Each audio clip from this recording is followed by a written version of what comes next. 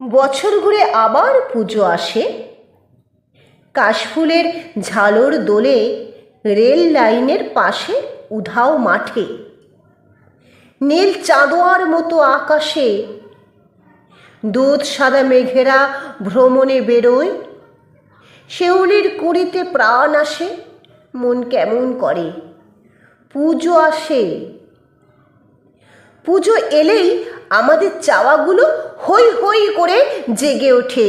জামা চাই, জুতো চাই, পারফিউম চাই, জিনিস চাই, শাড়ি গয়না চাই, চাঁদা চাই, ডোনেশন চাই, সাহায্য চাই, উপস্থিতি চাই, আনাগোনা চাই, সহযোগিতা চাই। চাওয়ার উৎসব। শারদ উৎসবের শুরুতে রামচন্দ্রের একটা পদ্ম গুনতিতে কম পড়েছিল। নির্বিঘ্নে যথাযথ পুজো সারতে তিনি তৎক্ষণাৎ নিজের নীল পদ্ম সদৃশ্য একখানি নয়ন উৎপাটন করে পদ্মের সংখ্যার ঘাটতি মেটাতে উদ্যোগী হলেন।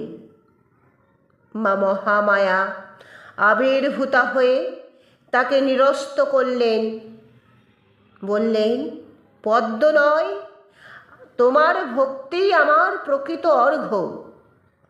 পূজা মানে উপাচার নয়, পূজা মানে প্রেম, অন্তরে যথার্থ শ্রদ্ধা।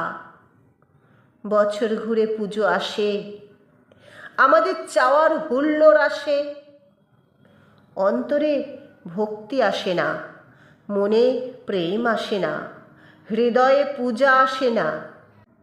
এখন তাই প্যান্ডেলে প্যান্ডেলে লাখ টাকার প্রতিমা আসে, মা আসেন না।